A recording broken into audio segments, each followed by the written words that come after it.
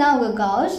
சுமார் ஒரு 3 மாதத்துக்கு முன்னாடி நாங்கள் என்னோடய ரூமை க்ளீன் பண்ணி ஆர்கனைஸ் பண்ணி வீடியோ போட்டிருந்தேன். அதுக்கப்புறம் என்னோடய ரூம் செம்ம மெஸ்ஸி ஆயிடுச்சு, திரும்ப க்ளீன் பண்ண போகிறேன் அப்படிலாம் சொல்ல போகிறதில்ல. ஏதோ அதே மாதிரி ஒரு அளவுக்கு வச்சு மெயின்டைன் பண்ணிட்டு தான் இருக்கேன். ஆனால் என்னோடய ரூமில் ஒரு பெரிய தலைவலியாக இருக்கிறது என்னென்னு பார்த்தீங்கன்னா பேப்பர்ஸ் அண்ட் பேப்பர்ஸ். நான் அந்த வீடியோவில் சொல்லியிருப்பேன், நிறைய ஆர்கனைசர்ஸ் பண்ணி தனியாக வீடியோ போடுறேன்னு. நான் பெருசாக வீடியோ போடலினாலும் குட்டி குட்டியாக க்யூட்டான ஆர்கனைசர் செஞ்சு நான் வீடியோ போட்டுட்டு தான் இருக்கேன். பட் இதெல்லாம் வந்து ஸ்டேஷ்னரி திங்ஸ்க்கு ஓகே. பட் இந்த பேப்பரோட தலைவலியை நாம் இன்றைக்கி முடிக்கிறோம். பேப்பர் தான் நம்ம ஒரு ஃபைலை வாங்கி உள்ளே போட்டால் மேலே முடிஞ்சுது அப்படின்னு நீங்கள் சொல்லலாம், எனக்கு புரியுது. பட் ஒன்றா பட்டன் ஃபைல் வாங்கி தனித்தனியாக போட்டாச்சு இருக்கு. ஒவ்வொரு தடவை அதை எடுத்து தேடி. ரெண்டாவது ஸ்டிக் ஃபைல் தான் நான் ஃபஸ்ட்டு யூஸ் பண்ணிட்டு இருந்தேன். ஆனால் நிறையா பேப்பர்ஸ்ன்னு சேரும்போது தேர்ட் ஒன் லீஃப் ஃபைல் வாங்கலாம். ஆனால் அந்த லீஃப்குள்ளே போடுறதுக்கு எனக்கு ஒரு முறை. நான் என்ன பண்ணுவேன், அந்த லீஃபுக்கு நடுவில் வச்சு again it's gonna be Messi. So நான் வந்து வீட்டில் இருக்கிற சார்ட் பேப்பர்ஸ் மட்டுமே வச்சு ஒரு ஆர்கனைசர் பண்ண போகிறேன்.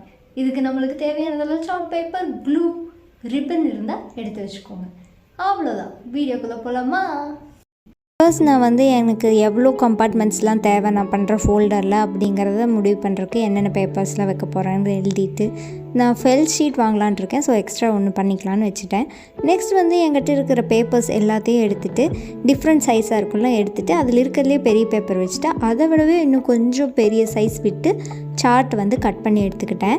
நான் வந்து 2 கலர்ஸ் யூஸ் பண்ணிக்கேன். ஏன்னா என்கிட்ட பிங்க் கலர் அவ்வளோதான் இருந்தது. பாப்பா ஃபேன்சி ட்ரெஸ்ஸுக்கு வாங்கினங்காட்டி பிளாக் எக்ஸ்ட்ராவாக நிறையா இருந்தங்காட்டி அதை வச்சு மேனேஜ் பண்ணிட்டேன். 5 கம்பார்ட்மெண்ட்ஸுங்காட்டி 5 ஷீட்ஸ் எடுத்தேன். பட் 4 மட்டுமே கடைசியில் போதுமானதாக இருந்தது. ஸோ N-1 போட்டு வச்சுக்கோங்க. என்னோடய பேப்பர்ஸை நான் ஃபோல்டருக்குள்ளே எப்படி வைக்க போகிறேன்னு முடிவு பண்ணிக்கிட்டேன். நான் லேண்ட்ஸ்கேப்பாக வைக்கிறங்காட்டி சின்ன சைடு வந்து மெஷர்மெண்ட் எடுத்து பேப்பர் கட் பண்ணி எடுத்துக்கிட்டேன். ஆனால் நீங்கள் போர்ட்ரேட் மாதிரி வைக்க போகிறீங்கன்னா பெரிய சைடு மெஷர் பண்ணிக்கோங்க. அதை வந்து நம்ம ஃபேன் மாதிரி மடிக்கணும். நான் 2 கட் பண்ணி மடித்து அதை ஒட்டிக்கிட்டேன்.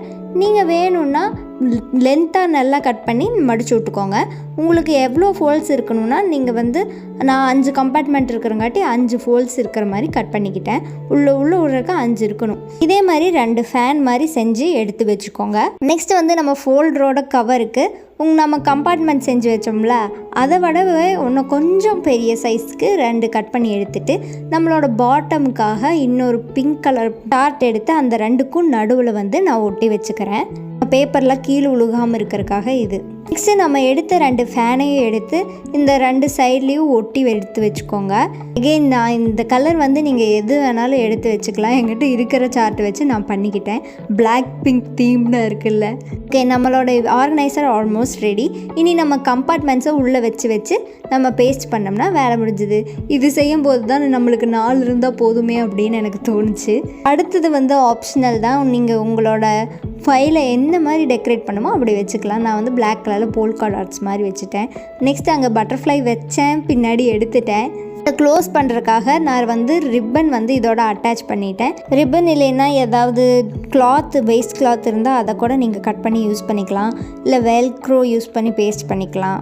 அப்படியும் விடுறதுனாலும் விட்டுக்கலாம். ஓகே, இதில் ஆர்கனைஸ் பண்ணிடுவோம்.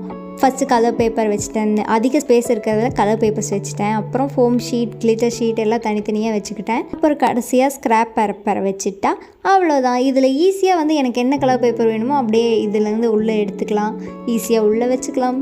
செம கம்ஃபர்டபுளாக இருக்கும். அதாவது காலி ஆயிடுச்சுனாலும் நம்மளுக்கு தெரியும். இதை வந்து நீங்கள் டேபிளுக்கு மேலே அழகாக இப்படியும் வச்சிடலாம். இல்லை ஏதாவது சந்துக்குள்ளே சொருவியும் வச்சுக்கலாம். அவ்வளோதான். டடா. இந்த வீடியோ உங்களுக்கு பிடிச்சிருக்குன்னு நம்புகிறேன். நம்மளோட ஆர்கனைசருக்கு எவ்வளோ ரேட்டிங் போடுவீங்கன்னு மறக்காமல் சொல்லுங்கள். அதே மாதிரி உங்களோட ஃப்ரெண்ட்ஸ் இல்லை பிரதர் சிஸ்டர் யாராவது இதே மாதிரி கஜகஜன்னு பேப்பர் போட்டு வச்சுருந்தாங்கன்னா அவங்களுக்கு இதை சென்ட் பண்ணுங்கள். நெக்ஸ்ட் நம்ம என்ன மாதிரி வீடியோஸ் போடலாங்கிறத கமெண்ட்ஸில் சொல்லுங்கள். அப்புறம் மறக்காமல் அந்த சப்ஸ்கிரைப் பட்டனை கொஞ்சம் தட்டி விட்டுட்டு கூடவே அந்த பெல் ஐக்கானையும் டிங் டிங் பண்ணிடுங்க. நான் எப்போ வீடியோ போட்டாலும் அப்போ தான் உங்களுக்கு நோட்டிஃபிகேஷன் டான் வரும். நெக்ஸ்ட் வீடியோவில் பார்க்கலாம். பாய்.